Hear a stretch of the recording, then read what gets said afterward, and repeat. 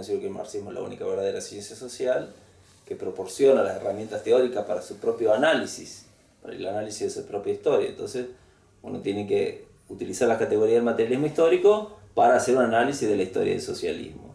Y eso implica también una seriedad profesional, es decir, de trabajar con fuentes, trabajar con los idiomas originales de las fuentes, etcétera, etcétera. En ese sentido hay muchísimo para aportar, porque muchas de esas fuentes, para no decir la gran mayoría, no han sido exploradas todavía. Entonces, en contra de lo que suele suponer, que ya está todo escrito, por el contrario, hay muchísimo para escribir. Vos acordate que esto es para un medio de comunicación. No va a entender. ¿Cómo le explicamos el materialismo histórico en 3, 4 palabras? El materialismo histórico. Ok.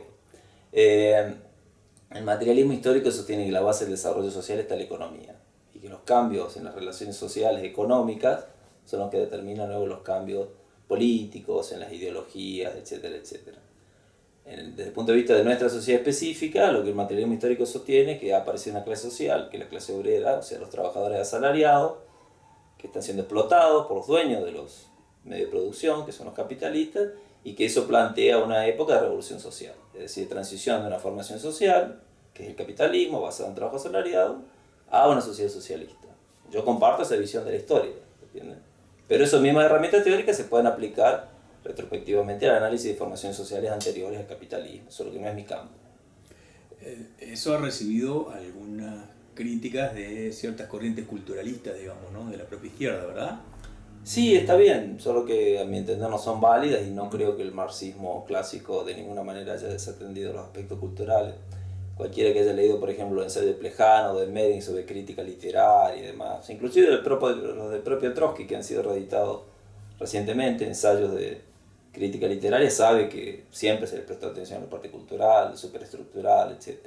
Es decir, no creo que haya un verdadero aporte de lo que se conoce como marxismo cultural desde ese punto de vista. Si mal no recuerdo, el propio Engels ya en su época se defendía de este mote que le habían puesto de economicista, ¿verdad? ¿Puede ser? Sí, por supuesto. Lo que pasa es que los que suelen poner esos motes no se suelen tomar el trabajo de leer los 3 tomos del Capital. Entonces, como si primero estudien, después bardeen.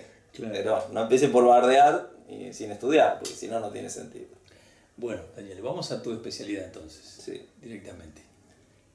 Bueno, a ver, mi especialidad son 2 cosas. Yo me especializo en la historia de la Segunda Internacional, es decir, aquel periodo que va aproximadamente desde la muerte de Marx hasta la Revolución Rusa, y un poquito más adelante también la historia del comunismo alemán, es decir, inmediatamente después de la Revolución rusa, de la Revolución Alemana de noviembre del 19 hasta mediados de los años 20. Esa es mi especialidad.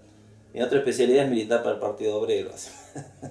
Pero eso lo que quiero decir es que los marxistas generalmente no separamos nuestra actividad profesional de nuestra actividad política, que buscamos darle una expresión en la práctica a esas ideas para que no sea meramente una cuestión académica. Desde ese punto de vista, bueno, editamos 3 libros en Europa, ahora va a salir un 4, que se llama Respuestas, bueno, está en inglés, pero se llama Respuestas al Capital de Marx, y es una antología de escritos clásicos traducidos del ruso y del alemán, sobre el método de la economía política y las polémicas que en torno a eso generan los escritos económicos de Marx. Ahí está escrito Rudolf Hilferding, Isaac Rubin, es decir, generalmente el público en general quizás no nos conozca, pero son los especialistas más grandes que dio el marxismo en el campo de la economía política.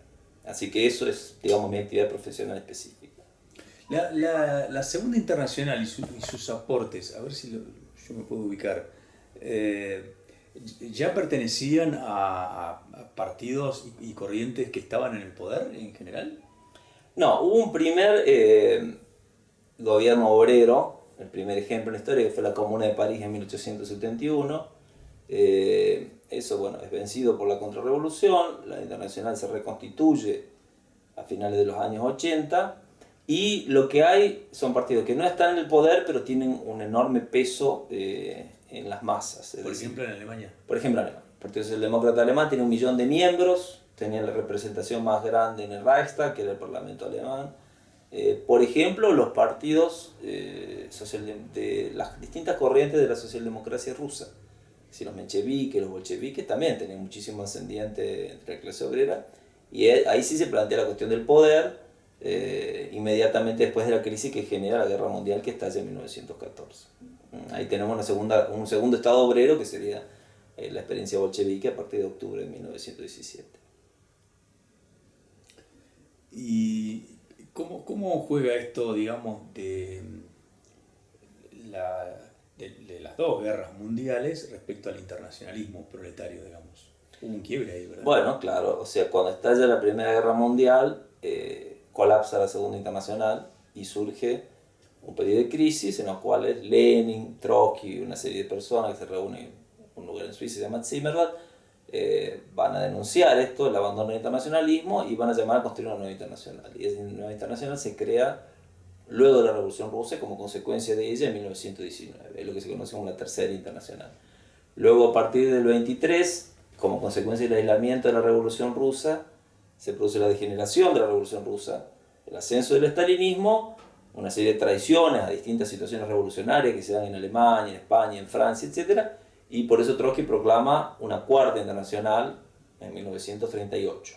Ahí se redacta su programa también, que es el programa de transición y demás. A Trotsky lo matan en el 40, es decir, inmediatamente después del estallido de la Segunda Guerra Mundial en 39, que va a durar hasta el 45. La Segunda Guerra Mundial dio lugar también a situaciones revolucionarias, al igual que la Primera Guerra Mundial, pero Stalin, Churchill y Roosevelt se pusieron de acuerdo para eliminar a todos esos focos revolucionarios, desarmaron la resistencia en Italia, Francia, Grecia, etc. Y los trotskistas no supieron intervenir en esa crisis revolucionaria, por lo tanto quedaron aislados, convertidos en grupos relativamente muy pequeños, y se desencadenaron como consecuencia de eso una serie de crisis que van a llevar finalmente a la decisión de la Corte Internacional del 53. Lo importante no es tanto los errores que se cometieron, sino el hecho de que se intentó presentar una alternativa a la degeneración del marxismo por parte del estalinismo, que colapsa luego en el 89, 91, en fin, con la caída de la Unión Soviética, etc. Ahí podemos dar algunos ejemplos, por ejemplo, el POM en la Guerra Civil Española. Bueno, el Partido Obrero de Unificación Marxista en la Guerra Civil Española es una corriente que se desprende del trotskismo y va a ser denunciada por Trotsky para haber firmado el acuerdo del Frente Popular. Sí. Es decir que ese sería como una especie de hijo bastardo del trotskismo, por decirlo de alguna manera, ¿se entiende? Es decir que aplica una política de conciliación de clases. No estamos acusando de corrupción personal a sus líderes, Andrei Unin, que murieron en manos de los estalinistas, pero sí de haber perdido el rumbo políticamente y de haber contribuido a que desbarrancara la Guerra Civil Española. ¿Y qué otro ejemplo podemos dar de esa corriente trotskista que intentó? Y bueno, está la intervención de Lora, por ejemplo, en la Revolución Boliviana del 52, también una intervención equívoca, de alguna manera prestó apoyo a la izquierda del MNR, a Lechín, es decir que... Estás hablando de Bolivia, ¿verdad? Estáis hablando de Bolivia, sí, sí. Es decir que también vemos una serie de errores que se cometieron a lo largo de la historia y demás. Pero lo importante del trotskismo es intentar hacer un balance de estos errores y rescatar al trotskismo no como una corriente distinta del marxismo, heterodoxa dentro del marxismo, sino como aquella corriente que rescata las ideas fundamentales del marxismo, las ideas de Lenin, las ideas de Marx, etcétera, etcétera. Es decir, que hay un hilo de continuidad histórica que llega hasta el día de hoy. ¿Qué es esa idea? Son una serie de ideas centrales muy simples, es decir, separar las clases sociales, organizar la clase obrera en un partido distinto de los partidos patronales y plantear conjuntamente con todas las distintas instancias de demandas parciales que plantean las distintas luchas, una perspectiva global que es la perspectiva del gobierno obrero, es decir, el socialismo, de la expropiación de la burguesía, de la socialización del medio de producción y del gobierno de la clase obrera, que es la que tiene que llevar adelante esa transformación social. En ese sentido somos los únicos que no bajamos la bandera de la revolución social, ¿se entiende lo que estoy diciendo? Así que no estamos buscando simplemente una serie de reformas en el marco de esta sociedad, sino que buscamos transformar la sociedad. Acabas de describir el decálogo del FIT, ¿verdad? Claro, esa es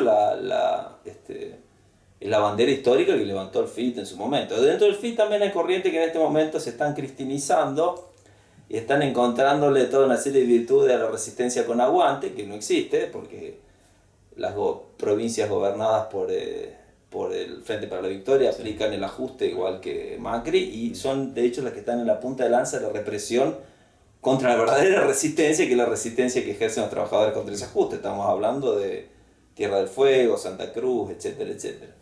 Pero en principio el FIT y su sector central, el Partido Obrero con el cual me identifico, etcétera, levantamos esta bandera histórica del marxismo. Y nos distinguimos de todas las corrientes patronales, aún aquellas que se plantean a sí mismas como nacionalistas, progresistas, etcétera, etcétera, porque sabemos que ese progresismo tiene patas cortas. Es decir, mientras haya una etapa de auge económico, puede ser que se reparta un poco la bonanza, pero en momentos de crisis del capitalismo como el actual, ellos descargan el peso de la crisis sobre los trabajadores. Y no pueden de ninguna manera plantear una alternativa política a un gobierno como el de Macri, porque ellos mismos están involucrados en todo esto. Si no, no le hubieran dado mayoría para firmar el acuerdo con los fondos buitres en el Senado. Si no fueran en el fondo la misma cosa en el sentido de ser una corriente política patronal, burguesa, por lo tanto pro-imperialista.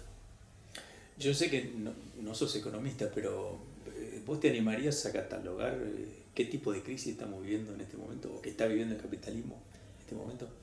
Bueno, hay una tendencia a hacer un paralelismo con la crisis del 30, o inclusive con la crisis de los años 70, del siglo XIX y demás. No es que no sea cierto eso, pero es importante verlo al capitalismo como una formación histórica que tiene un momento de auge, de ascenso y de decadencia. Entonces, ¿dónde estamos situados nosotros en este momento para ubicar esa crisis? Esa crisis es producto de la decadencia del capitalismo. ¿Se entiende lo que estoy diciendo? Que es cíclico, siempre se da. Claro, están las crisis cíclicas del capitalismo. Solía tener ciclos de 10 años, ¿cierto? De auge, boom, auge, etc. Si uno trazaba el promedio de esas crisis, de esos periodos de auge, tenía una línea ascendente. O sea, aumento de la producción, etcétera, etcétera. Claro.